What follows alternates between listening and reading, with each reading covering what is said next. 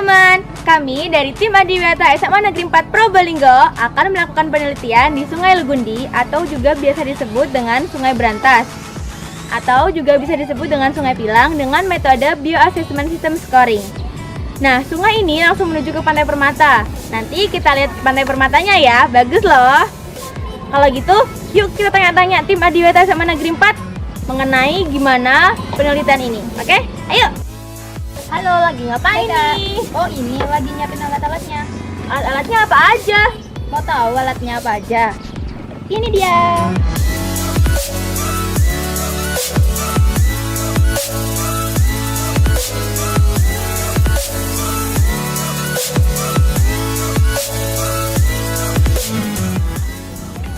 Pengertian bioassessment adalah pemantauan kualitas air sungai dengan menggunakan biota invertebrata sebagai indikatornya.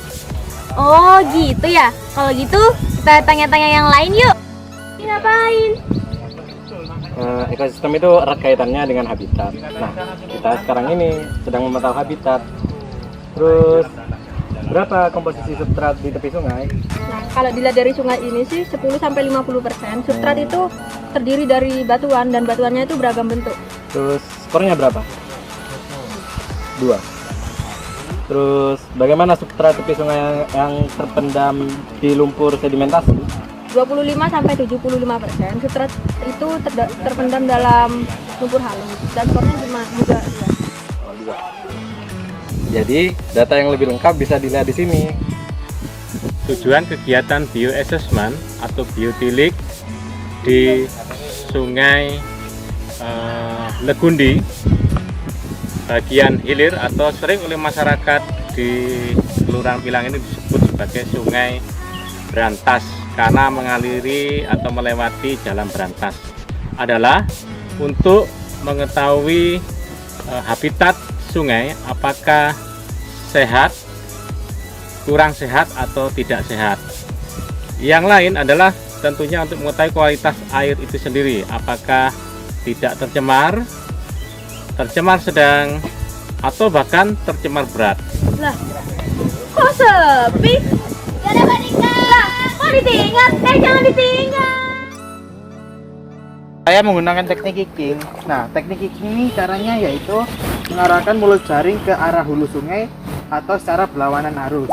Lalu gerakan kaki kita itu seperti memutar di dasar tanah sehingga banyak biota-biota yang terperangkap di jaring. Kalau yang ini pakai teknik apa? Nah, kalau aku ini lagi pakai teknik jabbing. Jadi caranya itu ya, jaring ini diletakkan di tepi sungai. Udah itu kita gerakkan dari hilir ke hulu, udah sampai 5 meter sekitaran ya. Udah itu, kalau udah selesai, baru kita taruh di nampan. Nah, ini pasti teknik yang ketiga. Yuk kita tanya. Halo, ini teknik apa ya? Nah, ini teknik yang ketiga. Teknik yang ketiga ini yaitu namanya scrubbing. Scrubbing itu caranya kita ambil batu di dasar sungai. Habis gitu kita sisir menggunakan sikat dengan satu arah dan secara perlahan-lahan agar hewannya tidak mati dan bentuknya itu tetap. Nah, kalau yang ini pakai teknik apa? Kalau yang ini cara yang terakhir itu menggunakan teknik stripping. Teknik ini khusus digunakan untuk sungai yang tercemar banget dan kita itu tidak bisa turun ke sungai. Caranya itu kita cukup di sini, tidak usah ke sungai. Habis gitu kita di tepian gini berlawanan arus.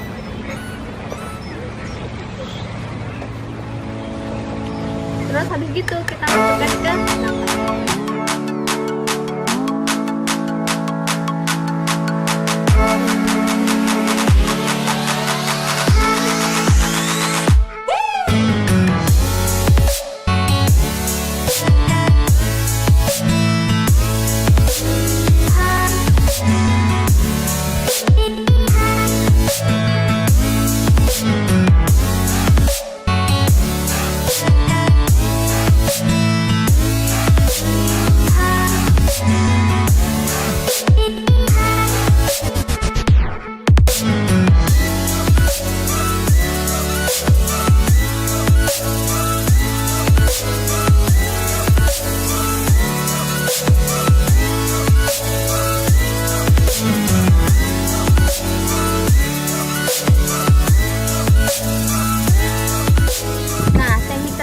dilakukan sebanyak 3 kali. Di masing-masing teknik, hewan minimalnya sampai 100 biota. Jika belum mencapai 100 biota, akan dilakukan pencarian kembali. Di bioassessment ini ada berapa golongan sih? Jadi di bioassessment ada 2 golongan. Yang pertama EPT dan non-EPT. Yang EPT itu sensitif terhadap pencemaran, sedangkan yang non-EPT toleran terhadap pencemaran. Penelitian kualitas air sungai memiliki kriteria sebagai berikut: keragaman jenis famili skornya 3, terus keragaman jenis EPT skor penilaian 1, persentase kelimpahan EPT tadi 0% jadi skornya 1, terus indeks biotilik skornya 2, total skor jadi ditambahin semua jadi sama 7. Jadi skor rata-rata yaitu 7 dibagi 4, 1,75. Jadi kriteria kualitas air di sungai tersebut yaitu tercemar berat. Nah, tadi di awal kan aku mau ngajak kalian nih. Yuk, sekarang lihat pantainya yuk.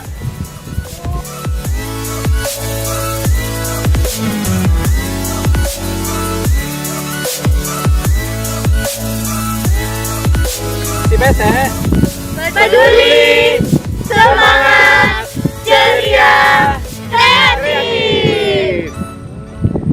Kapitalis, Lintas, Pantai Permata. Jaya. Halo, ini sekarang kami ingin mensosialisasikan kepada warga sekitar sungai.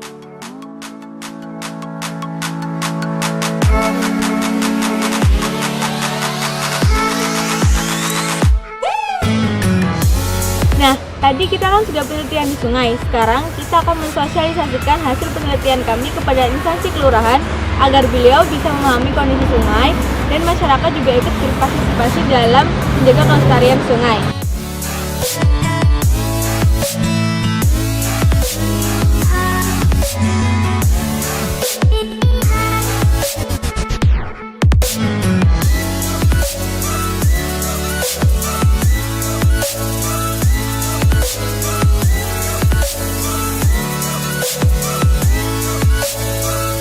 Anak-anak kita tentunya yang akan memanfaatkan juga nanti kan di sana. Tentunya nanti akan memanfaatkan saya juga perlu harus kita perhatikan. Ya bisa kita juga merawat apa yang kita lakukan. Pertama anak-anak tadi sudah menyampaikan kalau sudah pernah nanam mangrove juga di situ seperti itu. Tapi memang kita masih baru perlu banyak penyempurnaan. Yang menjadi perhatian juga dari Pak Wali Kota kita ini juga itu juga ada sungai. Semula itu kan jalan menuju sana juga jalan setapak. Sekarang sudah mulai kita tata. Sungai pun juga sudah begitu. Bahkan Pak Wali Kota pernah menyampaikan, wah ini sungai ini bisa kita manfaatkan. Nanti mungkin ada kapal-kapal kecil atau perahu kecil yang nanti bisa lalu lalang di situ kan seperti itu. Surabaya bisa seperti itu, kenapa Probolinggo tidak? Kan begitu kan gitu ya. Jadi ini tergantung dari kemauan dan semangat daripada anak-anak sekalian untuk pelestarian itu kan gitu ya.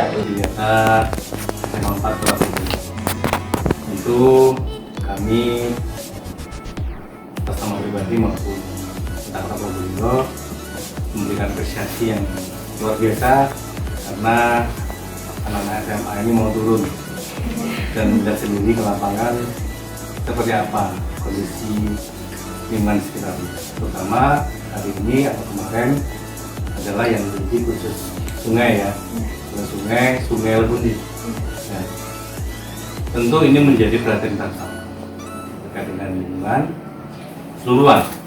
Bapak Wali Kota memang menghendaki Probolinggo berubah, ya, karena kita sudah 12 kali pernah meraih Adipura, ya.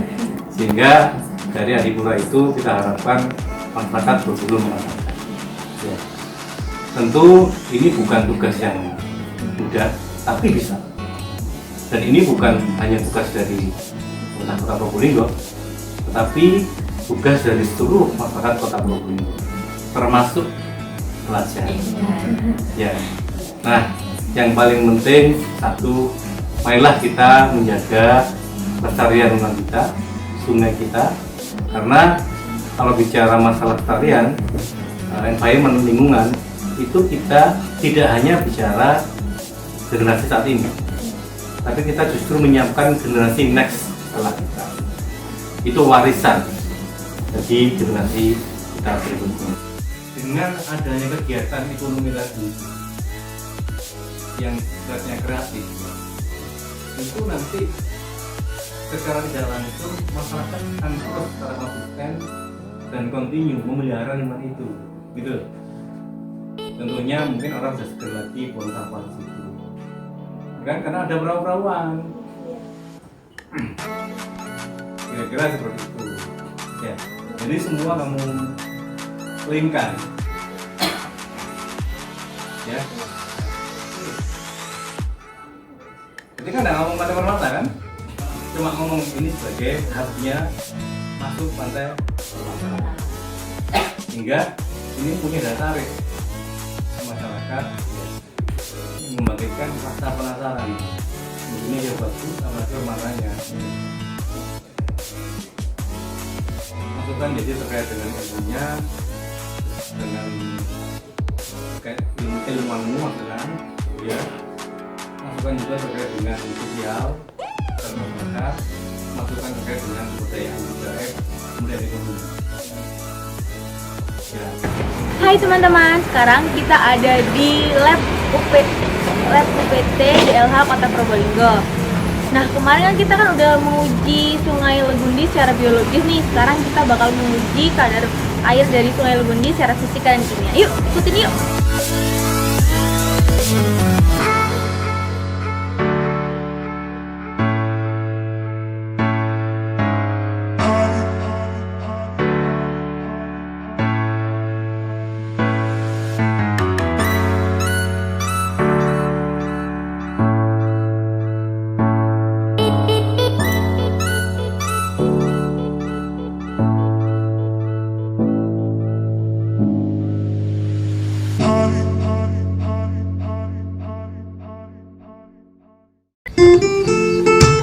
Gimana nih penjelasan dari kami? Mantul kan?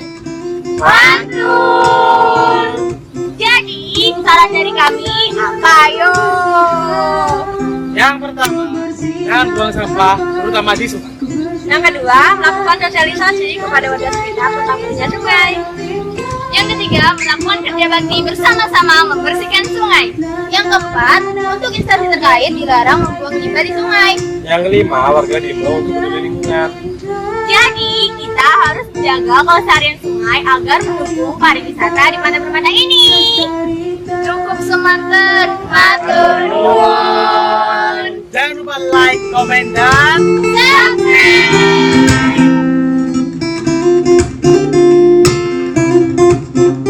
Yuk ayo kita jaga kebersihan.